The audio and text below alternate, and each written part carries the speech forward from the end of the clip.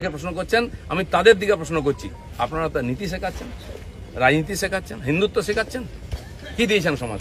কেন পার্টি নেমে গেছে? 250 লোকের প্রাণের বিনিময়ে যে পার্টি দাঁড় করিয়েছিলাম, সে পার্টি কোথায় আজকে? কেন হারছি আমরা? কেন লোকে চিৎকার করছে? আর এই দালালরা যেদিন থেকে পার্টিতে এসছে, বিজেপির গন্ধও চলে গেছে, বিজেপির স্বাদও চলে গেছে। লোক বিজেপির ভরসা করতে পারছে না।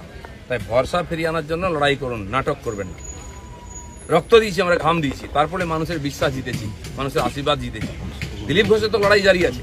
আপনারা ঠিক করুন কে কোন পার্টি থেকে লড়াই করবেন।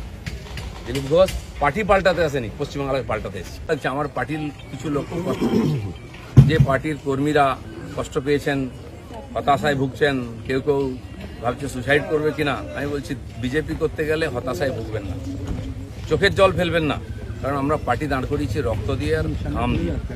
যেন বিজেপির কর্মীরা পিছনে তাকায় না, ভয় পায় না, সন্দেহ করে না। যতদিন আমার মনের মধ্যে, আমাদের কর্মীদের মধ্যে সন্দেহ ছিল না, বিভেদ ছিল না, পার্টি এগিয়েছে। যেদিন থেকে এই ধরনের অপসংস্কৃতি ঢুকেছে, তখন থেকে পার্টি পিছোচ্ছে।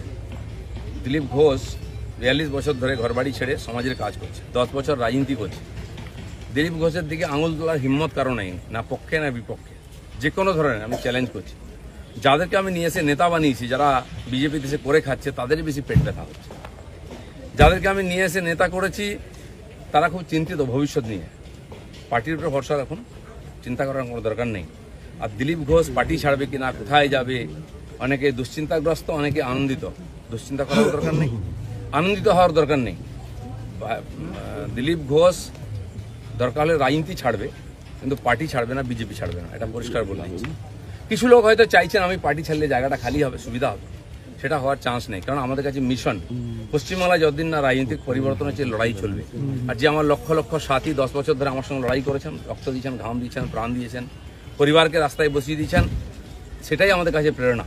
কেউ বলছে 57 জন শহীদ হয়েছে, তারা ভাবছেন যে 21 সালে বোধহয় বিজেপি তৈরি হয়েছে। তা হয়নি।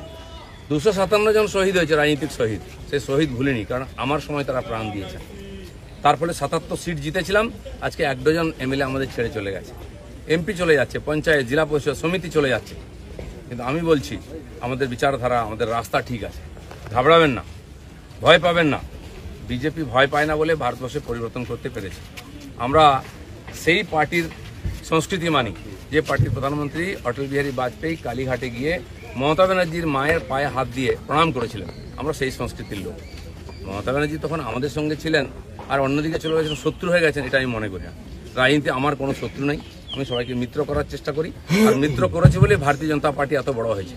অন্য পার্টির বহু নেতা এসে পার্টির নেতৃত্ব করছেন। তো সেই জন্য আমরা সেই সংস্কৃতির লোক, সেই পার্টির কর্মী যে পার্টির প্রধানমন্ত্রী অটল বিহারী বাজপেয়ী শান্তির বার্তা নিয়ে বাসে চড়ে লাহোরে গেছিলেন, শত্রুর দেশে গেছিলেন, ঘোষিত শত্রু পাকিস্তান। প্রধানমন্ত্রীর সঙ্গে আলাপ করেছিলেন। ফিরে আসার পরে পাকিস্তান আক্রমণ করেছিল, কার্গিল যুদ্ধ হয়েছিল।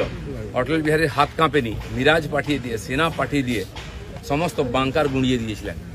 আমরা সেই সংস্কৃতি, এটা ভারতের সংস্কৃতি, এটা বিজেপি সংস্কৃতি। আমার প্রধানমন্ত্রী নরেন্দ্র মোদী, তিনি নওয়াজ শরীফের বাড়িতে বিয়েতে নেমন্ত্রণ রক্ষা করতে গেছিলেন, কোনো প্রোটোকল মানেননি, আশীর্বাদ করেছিলেন মেয়েকে। কিন্তু তারপরে পাঠানকোট হয়েছিল, পুলওয়ামা হয়েছিল, কিন্তু নরেন্দ্র মোদী সার্জিক্যাল স্ট্রাইক করতে, এয়ার স্ট্রাইক করতে পিছিয়ে যাননি, কারণ এটাই বিজেপি, এটাই ভারতীয় সংস্কৃতি। সেজন্য আমরা যেন আমাদের পরিচিতি না ভুলে যাই। আমার পাড়ায় বিয়ে হচ্ছে টিএমসি নেতার বাড়িতে, সে টিএমসি করে বলে তার বাড়িতে আমি বিয়েতে যাব না। এই ধরনের জঘন্য নিম্ন রুচির রাজনীতি দিলীপ ঘোষ করে না, করবেও না, এটা আমি ঘৃণা করি। আমার বাড়ির জামাই যদি অন্য পার্টি করে, সেই মেয়ের বাড়ি আমি যাব না, এই রাজনীতি দিলীপ ঘোষ করে না, করবে না।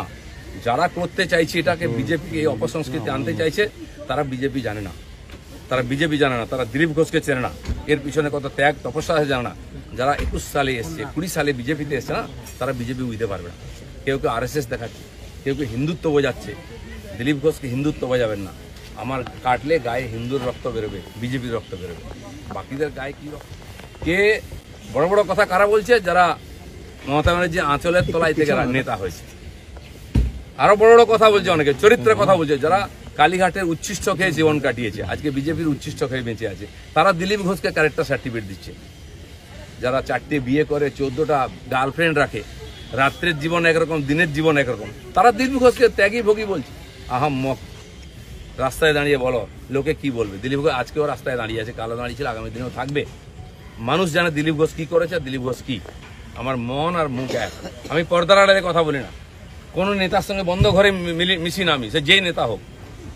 আমি চৌরাস্তায় দাঁড়িয়ে কথা বলি, ক্যামেরার সামনে কথা বলি। এটা দিলীপ ঘোষ। তাতে যদি কারো কষ্ট আমার কিছু করার নেই। দিলীপ ঘোষের মিশন ঠিক আছে, দিলীপ ঘোষ পাল্টাবে না, নীতি পাল্টাবে না। দিলীপ ঘোষ বাংলায় পাল্টাতে এসছে, অর্ধেকটা হয়ে গেছে। যারা কোনোদিন পার্টির জন্য কন্ট্রিবিউশন করেননি তারা বুঝবেন না বিজেপি কি, দিলীপ ঘোষ কি। সেই জন্য কষ্ট পাওয়ার কোনো কারণ নেই। দিলীপ ঘোষ আছে, দিলীপ ঘোষ থাকবে যতদিন পার্টির প্রয়োজন হবে। যে কর্মীরা আবেগে ভাসছেন, আবেগে ভাসার সময় নয়। যদি সত্যি সংকট আছে লড়াই করুন। আর বিজেপির কর্মীদের উপর আক্রমণ, হিন্দুর উপর আক্রমণ ভারতবর্ষে প্রথমবার হয়েছে।